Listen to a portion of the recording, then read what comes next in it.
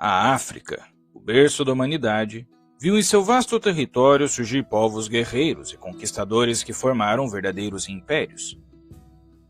No coração da África Ocidental, uma civilização floresceu e dominou ricas rotas comerciais, se tornando num poderoso centro cultural e militar. Este é o Império Songhai, um dos impérios mais poderosos da história africana. Por séculos, seus governantes desafiaram impérios e moldaram o destino de milhões. Mas como surgiu essa potência? Como impôs o seu poder? E o que levou à sua queda?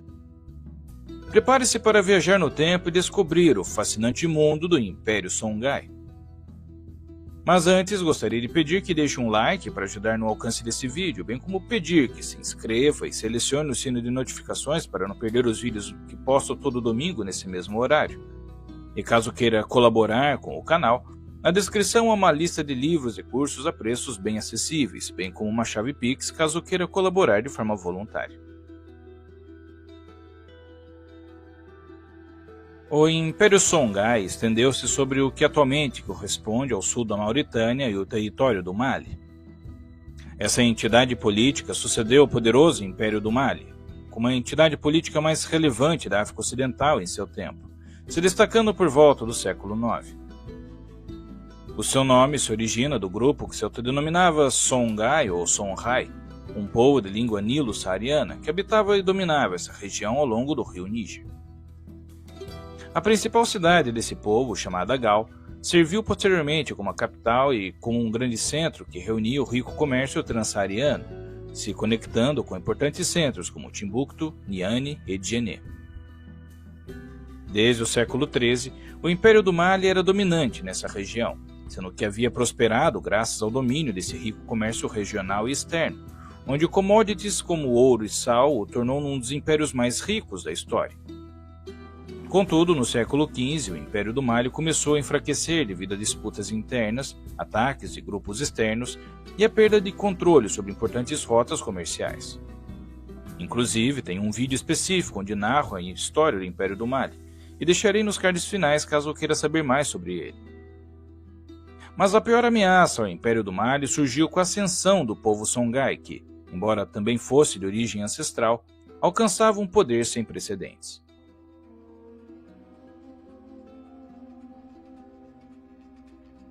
Apesar de terem sido inicialmente subjugados pelo Império do Mali, os Songhai se revelaram um grupo resiliente e influente, pois tinham controle sobre o transporte fluvial do rio Níger.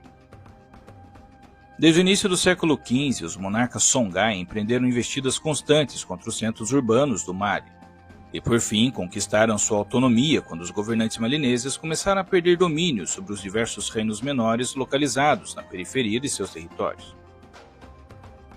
Por volta de 1468, o monarca chamado Sunni Ali transformou a estratégia tradicional Songhai, substituindo incursões ocasionais e de pequena escala por uma ofensiva contínua de expansão territorial definitiva. Com um exército munido de cavalaria revestida com armaduras e a única esquadra naval do norte da África que ele utilizou no rio Níger, Sunni Ali conseguiu arrebatar a retaguarda do antigo Império do Mali. De acordo com a famosa crônica de Timbuktu, o Tariq al-Sudan o descreve assim: ele governou por 28 anos, travou 32 batalhas, das quais saiu vitorioso em todas, sempre o conquistador, jamais o derrotado. Este monarca Songhai utilizou sua reputação de místico ligado às crenças animistas tradicionais para infundir temor em seus adversários. Além disso, soube equilibrar habilmente a benevolência, permitindo que guerreiros vencidos fossem incorporados ao seu próprio exército, por exemplo, mas também ficou conhecido pela extrema brutalidade em outros casos, como quando ordenou a execução de vários membros de uma tribo que se rebelara contra ele, rendendo a ele o título de Sunni ou impiedoso. Mais eficazes do que tais estratégias, porém, foram as táticas militares de Sunni Ali, que priorizavam ataques avassaladores e surpreendentemente rápidos contra seus inimigos. Os territórios conquistados caíam em sucessão e eram subdivididos em províncias, administradas por governadores nomeados por ele. Tributos eram cobrados dos líderes locais, reféns eram capturados, e casamentos de conveniência política foram promovidos. No entanto, Sunny Ali também se preocupou com a infraestrutura, construindo diversos diques que aprimoraram a irrigação e aumentaram a produtividade agrícola em várias regiões, dando início, a partir de seu governo, o poderoso Império Songhai. Em 1469, os Songhai assumiram o controle do significativo entreposto comercial de Timbuktu, localizado às margens do rio Níger. 2 anos depois, em 1471, os territórios Mossi, situados ao sul da curva do rio Níger, foram atacados, e em 1473, o outro grande polo comercial da região de Djenné, também às margens do Níger, foi conquistado. No entanto, apesar dessas expansões territoriais, Sunny Ali não conseguiu acesso às jazidas de ouro da costa sul da África Ocidental, as mesmas que haviam enriquecido os governantes de Gana e do Mali. Isso porque, em 1471, uma esquadra portuguesa financiada pelo comerciante lisboeta Fernão Gomes da Mina contornou a costa atlântica africana e estabeleceu uma base comercial próxima às áreas auríferas, hoje pertencentes a Gana. A abertura da rota marítima para o Mediterrâneo trouxe uma nova realidade. As caravanas de camelo transsaarianas passaram a enfrentar forte concorrência como principal meio de transporte de mercadorias para o norte da África e Europa. Apesar disso, os portugueses não obtiveram os êxitos esperados na exploração dos recursos africanos. Os Songhai, por sua vez, mantiveram o monopólio sobre o comércio transsaariano, que transportavam salgema e artigos de luxo como tecidos requintados, cristais, açúcar e cavalos para a região do Sudão, em troca de ouro, marfim, especiarias, nozes de cola, peles e escravizados. Timbuktu, que contava com aproximadamente 100 mil habitantes em meados do século XV, seguiu como um próspero entreposto comercial e um prestigiado centro de estudos do século XVI e XVII, quando abrigava várias mesquitas, e entre 150 e 180 escolas corânicas. Os centros mercantis, em especial, evoluíram para cidades refinadas, com residências de pedra e muitas delas possuindo uma ampla praça pública para feiras regulares e pelo menos uma mesquita. Nos arredores, havia uma população suburbana nômade, morando em casas e tendas feitas de barro e fibras vegetais. Já as comunidades rurais continuavam inteiramente voltadas para a agricultura, mas os mercados locais indicavam que a produção geralmente gerava excedentes alimentares. De fato, a escassez de alimentos era incomum durante a primeira metade da era Songhai, e não há registros de revoltas camponesas nesse período. O governo do Império Songhai possuía uma estrutura muito mais centralizada em comparação com os modelos mais descentralizados dos impérios anteriores de Gana e do Mali. O líder era um soberano absoluto, mas, apesar de contar com cerca de 700 eunucos em sua corte em Gal, os monarcas Songhai nunca desfrutaram de plena segurança em seus tronos. Dos 9 governantes que compuseram a história do império, 6 foram destituídos em levantes ou tiveram mortes violentas, geralmente causadas por seus próprios irmãos ou tios. Se um rei permanecesse no poder por tempo suficiente, ele poderia contar com um conselho imperial formado pelos mais altos dignitários, compondo uma estrutura que controlava as prioridades do império. Havia um ministro das finanças, um almirante, que além de controlar a frota do Níger, também supervisionava os governadores provinciais. Também havia um chefe militar e um ministro da agricultura. Além desses, havia ministros encarregados de assuntos como florestas, remunerações, compras, bens e relações exteriores. Em nível local, diversos funcionários desempenhavam funções específicas, como fiscalizar ou regular o uso de pesos padronizados nos mercados, além de liderar as guildas de artesanato e os grupos tribais. Uma figura que ninguém conseguia evitar, independentemente da classe social, era o cobrador de impostos, que recolhia produtos para abastecer o exército, sustentar a corte e prover alguma assistência aos desfavorecidos. O rei Mohammed I, um ex-comandante do exército Songhai que havia usurpado o trono do filho de Sunny Ali, Sunny Baro, passou a adotar o título dinástico Askia, que significa governante ou possivelmente governante usurpador. Ele foi o primeiro a organizar um exército inteiramente profissional e conduziu o império à sua maior expansão territorial, consolidando uma posição como o segundo maior líder Songhai depois de Sunny Ali. A perda de parte do controle sobre o comércio do ouro da África Ocidental para os portugueses pode ter motivado Askia Mohammed I a estender a influência do Império Songhai para o sudeste, onde ele conquista vários centros importantes e os obriga a pagar um tributo substancial ao trono Songhai. A capital, Gao, contava nessa época com uma impressionante população de 100 mil habitantes, e o império estendia-se desde o rio Senegal, no oeste, até o que hoje corresponde ao centro do Mali, no leste, abrangendo o território das lucrativas minas de sal de Tazaz, ao norte. O Império Songhai exerceu domínio quase total sobre o trecho do rio Níger, a principal via comercial da África Ocidental, tornando-se um vasto estado multiétnico em que os Songhai eram apenas uma minoria, convivendo com grupos diversos como os Mandi, Fulbe, Mossi e Tuareg.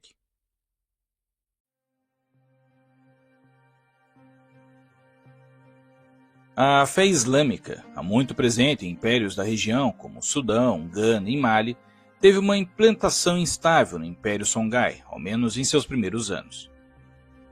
O rei Suni Ali seguiu algumas tradições islâmicas, como o jejum do Ramadã, mais por razões estratégicas do que por devoção genuína, sendo que também realizava sacrifícios de animais às árvores e apoiava místicos pagãos, de acordo com os registros. Além disso, era fortemente opositor do Islã, reprimindo sem hesitação qualquer muçulmano que representasse uma ameaça política. Por outro lado, o rei Askia Mohammed I, como seu nome sugere, era um convertido e chegou a realizar a peregrinação a Meca, onde foi honrado com o título de Califa do Sudão. Ele implementou a legislação islâmica em seu reino e nomeou alguns como Cadis, ou juízes islâmicos, para atuar como principais autoridades judiciais em centros como Timbuktu, Djenné e outras localidades. E contou com a assessoria do famoso estudioso berbere, Mohammed al-Maghili, como conselheiro do governo. Os escritos de al-Maghili se tornaram um componente essencial do movimento de reforma islâmica que se espalhou pela região a partir do século XVIII.